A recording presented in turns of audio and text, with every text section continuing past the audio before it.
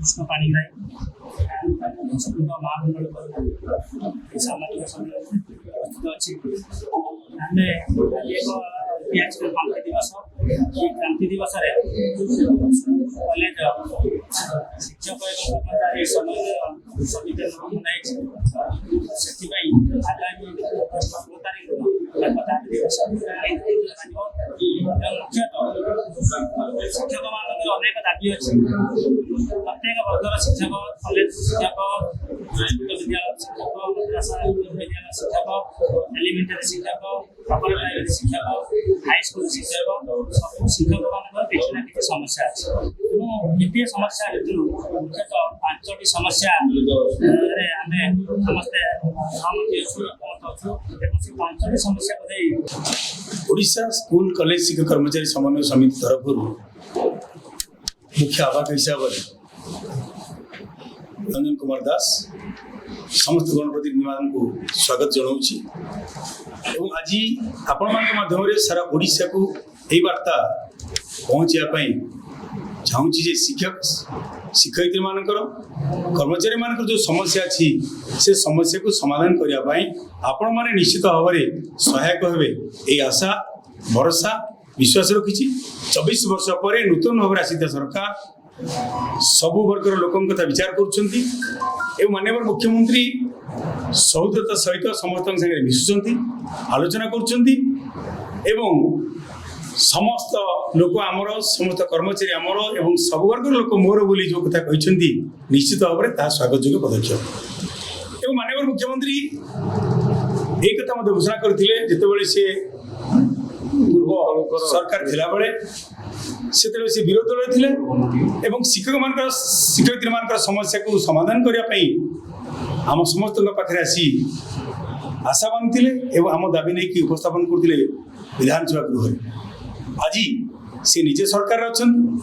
तेणु दीर्घ दिन समस्या जो समस्या की अत्यंत हृदयस्पर्शी समस्या जहाँ कि आपण मान पाखे व्यक्त कर से समस्या हूँ प्रथम समस्या दीर्घ दिन पर 30 वर्ष कार्यकाल काल सरला गोटे शिक्षक शिक्षयित्री अध्यापक तार अनुदान पाइला ना शून्य स्तर अवसर नेला तुरंत से विद्यालय शिक्षक शिक्षयित्री महाविद्यालय अध्यापक कर्मचारी को तुरंत अनुदान देवाई आम दाबी करुँ द्वितीय दाबीटी हूँ जो मैंने नूतन अनुबंध विद्यालय महाविद्यालय कार्य कर जो मैंने अवसर नहीं अवसर नहीं शिक्षक शिक्षयित्री मान बर्तमान जो मैंने आगामी दिन अवसर नाक जाऊँच वर्गर शिक्षक शिक्षयित्री कर्मचारी मान पेंशन सहित चाकरी शर्तावली लागू करने आम दाबी करुँ तृतीय कथाटी हूँ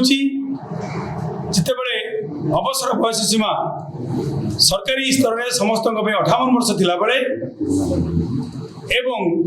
वर्तमान सरकार समस्त को 60 वर्ष कर अवसर बयस सीमा को बेसरकारी शिक्षक कर्मचारी मानकर जहाँ थिला 60 वर्ष को 62 वर्ष को वृद्धि करने आम दाबी करुँ चतुर्थ कथाटी हूँ जे एनपीएस परिवर्ते जहाँ आम कहे न्यू पेंशन स्कीम तार परिवर्ते पुराना पेंशन स्कीम के लागू करने आम से कथा मत दाबी जनाऊँ पंचम कथाटी हूँ सबु विद्यालय महाविद्यालय मान को जो मैंने कि पूर्ण अनुदान परिसरभुक्त होती से सरकारीकरण कर जो मैंने नूतन नूतन विद्यालय महाविद्यालय अच्छा से पूर्ण अनुदान परिणत कर समस्त सुविधा सब विद्यालय छात्र छात्री मान सरकारी सुविधा जोगे देवाई आम दाबी हूँ 5टी दाबी नहीं अगस्त 16 शिक्षक दाबी दिवस शिक्षक शिक्षयित्री अध्यापक कर्मचारी माने समवेत हेबे एवं सरकार पाखे अभिनव उपाय दाबी जनइबे बोली आपण माध्यम एक कथा रखुछि।